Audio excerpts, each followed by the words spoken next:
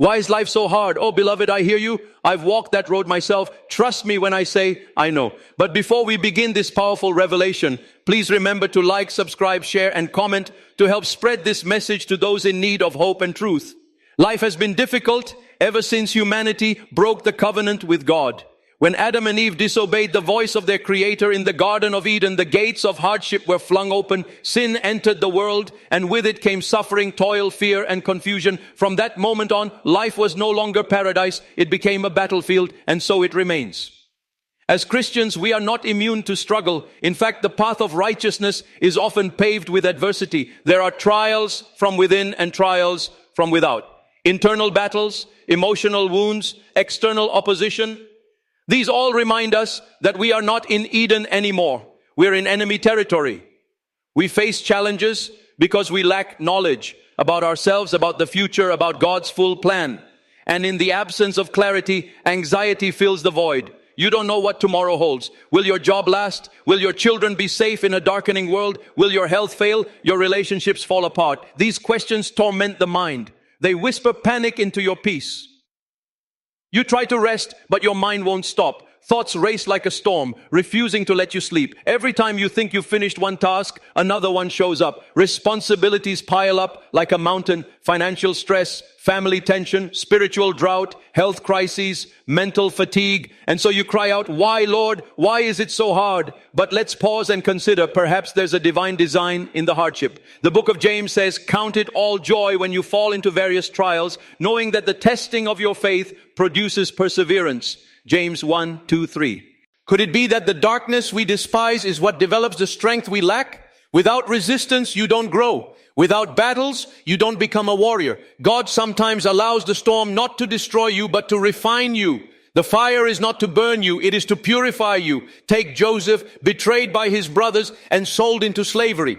Falsely accused, imprisoned, forgotten. Why did God allow this? Because Joseph wasn't just meant to survive. He was being prepared to save a nation. Without the pit, Joseph never reaches the palace. Look at Job. He lost everything, his wealth, his children, even his health. Yet he declared, "Though he slay me, yet will I trust him." Job 13:15. And in the end, the Lord restored him and multiplied his blessings. We are so quick to define hardship as bad and success as good, but only God truly knows. What you label as a curse, God may call a blessing. What you reject, he may have sent to redeem you. David said in the Psalms, "It was good for me that I was afflicted, that I might learn your statutes."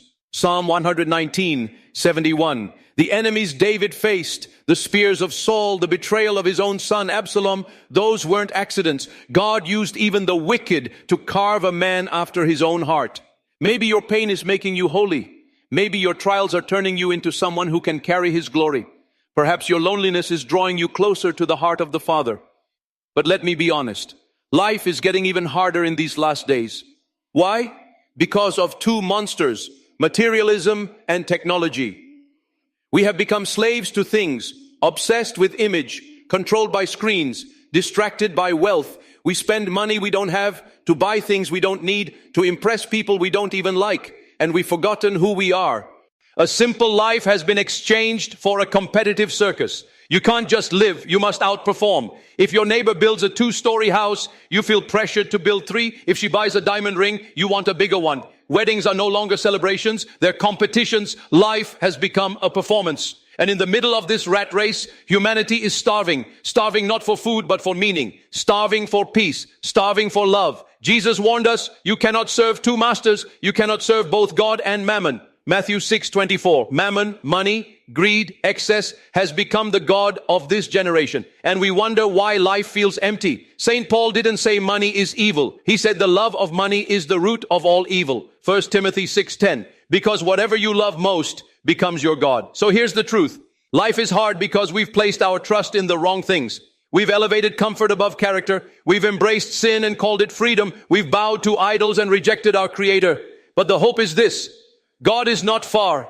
He is near to the brokenhearted. He collects your tears in His bottle. Psalm 56:8. He knows every pain you carry, every question that haunts you, every silent scream inside your soul. And He whispers, come to me, all who are weary and heavy laden, and I will give you rest. Matthew 11:28. You want to know why life is hard? It's because this world is not your home. You are a pilgrim passing through. This is not the end. You were created for eternity, not for temporal pleasures. So do not lose heart. You are not alone in this valley. The Lord walks with you. He is your shepherd, and he will not leave you. Even if you walk through the valley of the shadow of death, fear no evil. He is with you. His rod and his staff, they comfort you. Don't let the noise of this world drown out the voice of God. Don't trade your the inheritance for fleeting popularity. Don't give up when God is just beginning your breakthrough. You're being molded, refined, elevated. So rise up, child of God. Stop asking, why is life so hard? And start asking, Lord, what are you building in me through this? Let the trials work for you, not against you. Let the fire forge faith in your soul. Let the pressure produce power, and let your pain birth purpose. This life is hard, yes, but it's worth it because Jesus walks with us and his promise still stands.